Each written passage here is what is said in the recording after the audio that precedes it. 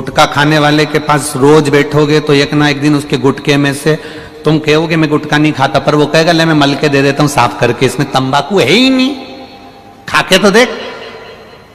4-6 महीना 8 महीना गुटखा खाने वाले के पास बैठना, एक कटका तुम्हारे मुंह में जरूर जाएगा। बोलो सही है कि गलत है? बोलो, जम के बोलो, जाएगा ना? जब कटका मुंह में गया तो धीरे धीरे तुम रोज जाओगे, रोज कहोगे ला एक जरा सा टुकड़ा दे दे मेरा तो खा लूं मैं, और फिर धीरे धीरे मुख में तंबाकू जाना प्रारंभ हो जाएगा।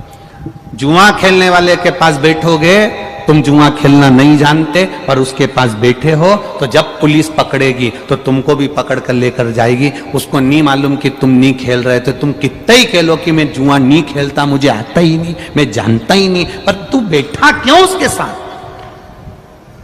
मैं खाने में पीने वाले के साथ बैठे रहोगे, तुम नहीं पियो, मत पियो, पर पीने वाले के साथ बैठे हो और वहां पर खाली गिलास रखा है तो देखने वाला समझेगा कि इसने भी पी होगी।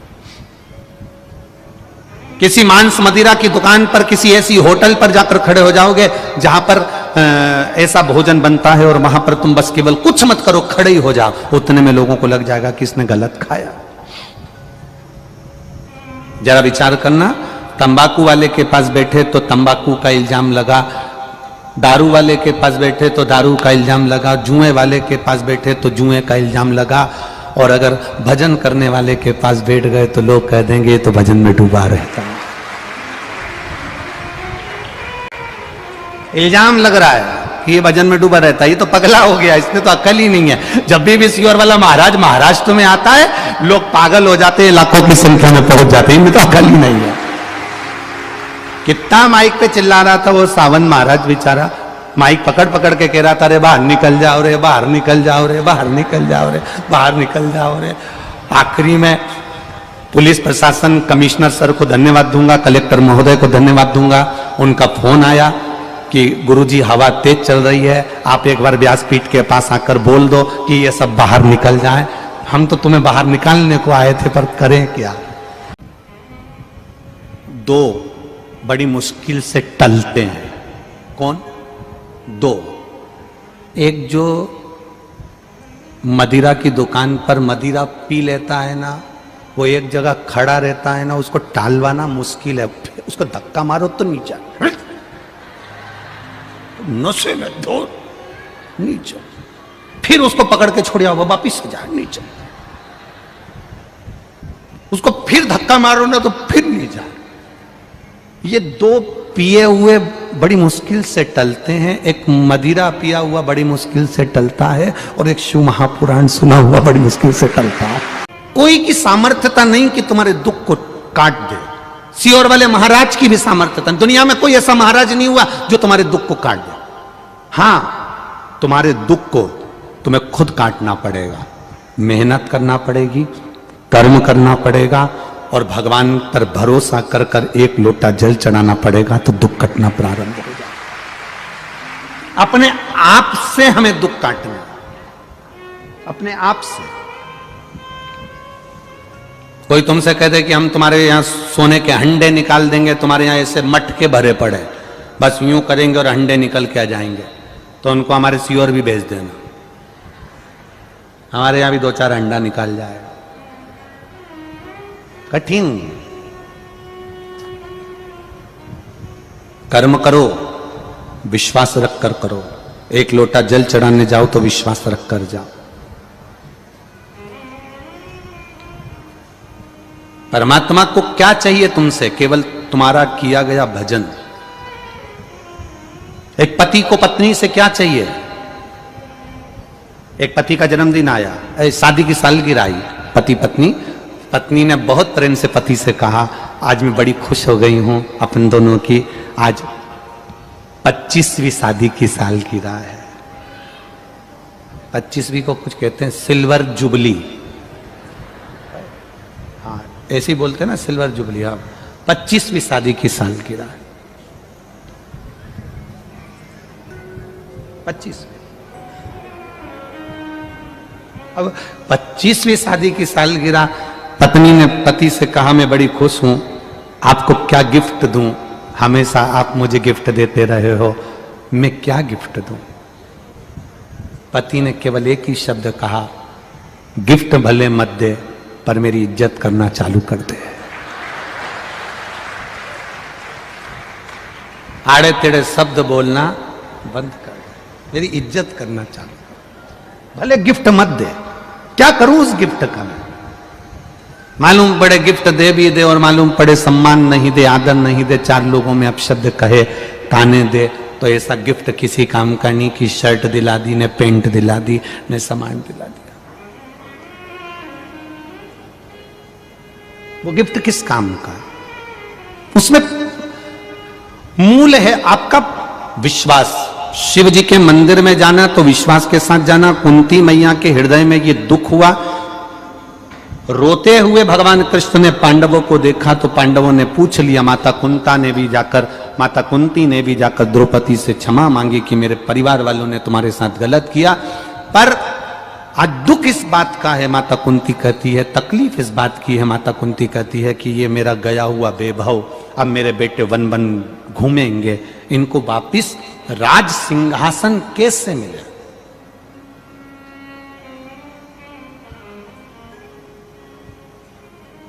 ये 100 हैं कौरव और पांडव 5। कौरव 100, पांडव 5।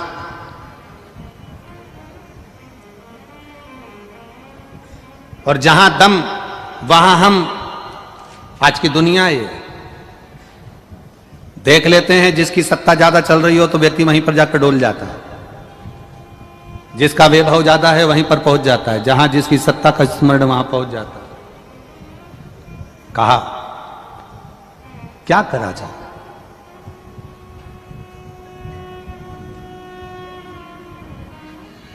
भगवान कृष्ण ने पांडवों को बुलाया और पांडवों को बुलाकर कहा कि यह काम चालू करो। 5 में से अगर एक व्यक्ति भी नियम बना ले कि शंकर भगवान को 1 लोटा जल चढ़ाएगा, बेलपत्र चढ़ाएगा, बेलपत्र नहीं मिलेगी तो पत्ती चढ़ाएगा, पत्ती नहीं मिलेगी तो मंदिर की चौखट पर दर्शन करेगा, दर्शन मंदिर के अंदर भी नहीं कर पाया तो शिखर का दर्शन करेगा, पर नियम बना ले, एक कोई सा भी नियम बना ले, नियम बनाने वाले को भगवान जल्दी से जल्दी दे देता। नियम बना, हमने आपसे केवल एक नियम बनाने का कहा कि रोज शिव जी के मंदिर में 1 लोटा जल चढ़ाओ। नियम बनाया ना तुमने? अगर नियम बनाना प्रारंभ करा, जैसे उस बेटी ने लिखा मेरी आंख चली गई, डॉक्टर ने कह दिया ये आएगी नहीं आएगी पता नहीं, पर उसने अपने पापा मम्मी का नियम बनवा दिया कि तुम मंदिर जाओ मेरे लिए जल लाओ, मंदिर जाओ जल लाओ। रोज कहती है, रोज वो जल लेकर आते, तो उनका नियम बन गया तो बेटी के नेत्र आ गए। उसी तरह हम नियम बना ले कि भगवान के मंदिर तक जाना है। नियम बनाने वाले का भगवान हाथ पकड़कर रख ही लेता है। नियम अगर आपने बनाया, एक व्यक्ति भगवान को नहीं मानता था, भगवान को कभी नहीं मानता था, और उसने एक प्रवचन में सुन लिया कि एक नियम बना लो, भगवान तुम्हारे मन की मनोरथ पूर्ण कर देगा, अभिलाषा पूरी कर देगा। अब उस व्यक्ति ने क्या नियम बनाया? ना मंदिर जाने का नियम बनाया, ना भगवान को जल चढ़ाने का नियम बनाया, ना सूर्य को प्रणाम करने का, ना माता पिता को प्रणाम करने का, ना किसी को आदर करने का, कोई नियम उसने नहीं बनाया। केवल एक नियम बनाया उसने। कौन सा? मेरे पास में कुम्हार रहता है, बर्तन बनाने वाला, मटका बनाने वाला, रसोई बनाने वाला, एक मटकी बनाने वाला, मिट्टी के पात्र बनाने वाला कुम्हार रहता है। मैं सवेरे से सबसे पहले उठूंगा तो उसका मुंह देखूंगा, केवल उसका मुख देखूंगा। एक नियम बना लो, और जब एक नियम आप बना लोगे तो उस व्यक्ति ने नियम बनाया कि मेरे पास में कुम्हार रहता है, उस कुम्हार का मैं मुंह देखूंगा जो मट्टी के बर्तन बनाता। अब सुबह से उसका मुंह देखता, रोटी खा लेता, जब तक रोटी नहीं खाता जब तक उसका मुंह नहीं देख लेता, मुंह देखता रोटी खा लेता। एक दिन कुम्हार कहीं चले गया, इसको दिखा ही नहीं, कुमार के घर पर गया। कुमार कहाँ गया? तो कि मिट्टी लेने गया। कुमार मिट्टी लेने गया था, वहां पहुंच गया वहां हो रहा है, चालू कर रहा है, कर रहा है। कुमार मिट्टी लेने के लिए गया था और पड़ोसी उसको ढूंढते ढूंढते पहुंच गया। अब ढूंढते ढूंढते गया, कुमार मिट्टी को खोद रहा था, खोदते खोदते कुमार को उसमें से एक हंडा सोने का मिल गया। हंडा मिल गया, इसने हंडा नहीं देखा जो पड़ोसी गया था, ये तो कुमार का मुंह देखने के लिए गया था। इसको हंडा दिखा, इसने हंडा हेड़ा। इतने में पड़ोसी ने कुमार का मुंह देखा और चिल्ला कर बोल दिया, मैंने देख लिया। अब कुमार को लगा इसने हंडे को देख लिया, ये जाएगा राजा के पास में और पूरा पैसा वहां राजा को दिलवा देगा। इससे अच्छा है कि आधा इसको दे दूं, आधा मैं रख लूं।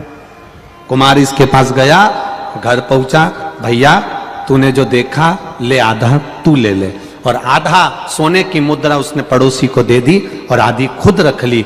उस पड़ोसी ने कहा, मैंने सोने की मुद्रा का हंडा नहीं देखा था, मैंने तो तेरा नियम बनाया था कि बस तेरा मुंह देखूंगा। संत ने कहा था, एक नियम अगर कोई बना लेता है उसको पूर्ण परमात्मा कर कर भंडार भर ही देता है।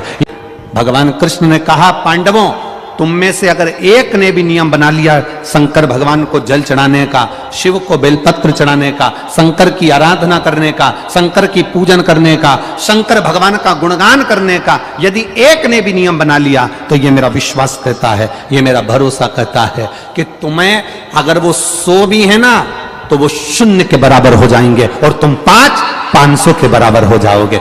अब पांडवों ने नियम बनाया। युधिष्ठिर कहते हैं कि भगवान शंकर की पूजन का नियम कौन बनाएगा?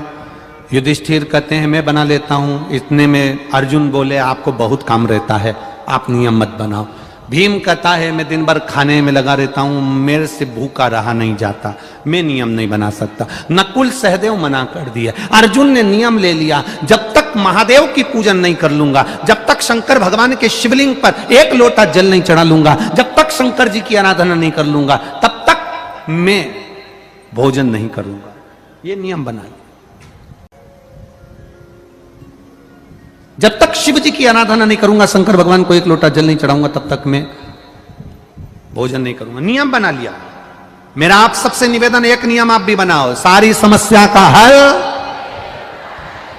अपने नजदीक में जो शंकर जी का मंदिर हो वहां पर जाकर एक लोटा जल चढ़ाओ प्रतिदिन। हां, बीच में अगर कहीं कोई काम अड़ गया, कोई तकलीफ आ गई, कोई कारण आ गया, ब्याह शादी हो गए, कोई फंक्शन आ गया, कोई दुख तकलीफें आ जाती हैं, हो जाए, कोई बात नहीं, 5 दिन 7 दिन 8 दिन छोड़ दिया, फिर पर नियम बनाओ। जितने लोग कथा सुन रहे हैं आस्था चैनल पर, जितने लोग कथा सुन रहे हैं फेसबुक यूट्यूब पर, और जितने लोग इस छत्रपति संभाजी नगर की भूमि पर कथा सुन रहे हैं, कि नियम बना लेना कि हमारे घर से एक लोटा पानी भगवान शंकर के मंदिर रोज जाएगा। मैं जाऊं, चाहे पति जाए, चाहे बेटा जाए, चाहे घर का जाए, पर जाएगा जरूर। वैसे तो नियम बनाओ कि घर का प्रत्येक व्यक्ति एक लोटा जल शिव जी को चढ़ाए, प्रत्येक व्यक्ति, क्योंकि उसका खाया उसको काम आएगा, तुम्हारा खाया तुम्हें काम आएगा। तुम्हारे दुख को तुम मिटाओगे, उसके दुख को वो मिटाएगा। नियम बना लो। अर्जुन ने नियम ले लिया, जब तक शंकर भगवान के शिवलिंग की पूजन नहीं करूंगा तब तक भोजन नहीं करूंगा। नियम बन गया। अब अर्जुन वन वन घूम रहे हैं, वन वन घूमते घूमते अर्जुन को आज 3 दिन हो गए और शंकर जी का कोई मंदिर नहीं मिला। शिव जी का कोई मंदिर अर्जुन को मिला ही नहीं, प्राप्ति नहीं हुआ। और जब भगवान शंकर का कोई मंदिर अर्जुन को नहीं मिला तो उसको दर्शन नहीं हुए, उसको जल नहीं चढ़ा पाया, 3 दिन से भूखा था। युधिष्ठिर ने भीम से कहा, भीम अर्जुन भूखा है, 3 दिन हो गए भोजन नहीं करा। जहां पर विश्वास होता है वहां परमात्मा प्रकट होता है। गंगोत्री से गंगा सागर तक की यात्रा तो एक मुर्दा भी कर लेता। बोलो सही है कि गलत है? गंगोत्री में मुर्दे को पटक दो पानी में गंगा जी के अंदर, तो वो बहता बहता बहता बहता बहता बहता कहां तक पहुंच जाएगा? बोलो, जम के बोलो, गंगा सागर तक पहुंच जाएगा। गंगोत्री से गंगा सागर की यात्रा तो एक मुर्दा भी कर लेता है। तुम्हारे जिंदा रहने की पहचान वो होती है कि गंगा सागर से गंगोत्री तक की यात्रा करी जाए, अर्थात नीचे से ऊपर चढ़ा जाए। मतलब मेहनत कर कर आगे बढ़ा जाए। करोड़ों की संपदा कोई छोड़कर चले गया, आप ऐशोर आराम की जिंदगी जी रहे हो वो अलग बात है, पर आपने कितनी मेहनत करी वो देखा जाता है। गंगा सागर से गंगोत्री तक की यात्रा किसने करी? अर्थात हम ये नहीं करें कि आप गंगा सागर से गंगोत्री जाओ, हमारा तो इतना कहना है कि नीचे से ऊपर चढ़ने का प्रयास करो, एक एक सीढ़ी चढ़ने का प्रयास करो, मेहनत कर कर आगे बढ़ने का प्रयास करो। अपने कर्म को करते करते आगे बढ़ने का प्रयास करो। खेती में अगर बीज बो रहे हो, फसल लगा रहे हो, खेती कर रहे हो, बखर चला रहे हो, खेती करने का प्रयास कर रहे हो, तो ये मत मन में सोचना कि पिछली बार की फसल बिगड़ गई थी, अब की बार की भी फसल बिगड़ नहीं जाए, पाला ना पड़ जाए, पानी ना गिर जाए, ऐसा ना हो जाए, वैसा ना हो जाए, कहीं आंधी तूफान ना पड़ जाए। ना ना ना ना, पहली बार की फसल बिगड़ी थी वो तुमने अपने भरोसे पर करी थी। अब की बार खेत में अगर बीज बो तो महादेव के भरोसे पर बोना, फसल वो देगा। हम जमीन को अपना समझ रहे हैं, बैल को अपना समझ रहा है, बखर को अपना समझ रहा है, काम को हम शास्त्र कह रहा है जिस दिन तुमने पूरा की पूरा काम, पूरा की पूरा परिवार, सब कुछ परमात्मा के भरोसे छोड़ दिया, फिर वो जाने। खेती आपकी, फसल आपकी, मेहनत करवाने वाले भी आप और फसल देने वाले भी आप, और फसल की कीमत निश्चित करने वाले भी आप। हम मेहनत कर सकते हैं, मेहनत। बैंक में एक लॉकर होता है, उस लॉकर में लोग अपना सोने का जेवर रखते हैं। उसकी दो चाबी होती है, एक मैनेजर के पास होती है, एक चाबी तुम्हारे पास होती है। जिसने बैंक के लॉकर में अपना सोना रखा होगा, गोल्ड रखा होगा, सामान रखा होगा, उसको मालूम है। दो चाबी होती है बैंक के लॉकर की, एक मैनेजर के पास, एक तुम्हारे पास। तुम्हारी चाबी कितनी भी घुमा लो, लॉकर खुलेगा क्या? जम के बोलो, नहीं खुलेगा। मैनेजर अपनी चाबी कितनी भी घुमा ले, लॉकर खुलेगा क्या? नहीं खुलेगा। तुम अपनी चाबी घुमाओ, मैनेजर आएगा, अपनी चाबी लगाकर घुमाएगा और लॉकर खुल जाएगा। उसी तरह तुम मेहनत की चाबी घुमाते रहो, मेरा भोलेनाथ चाबी लाकर घुमाएगा तुम्हारे भाग्य की और कार्य हो जाएगा।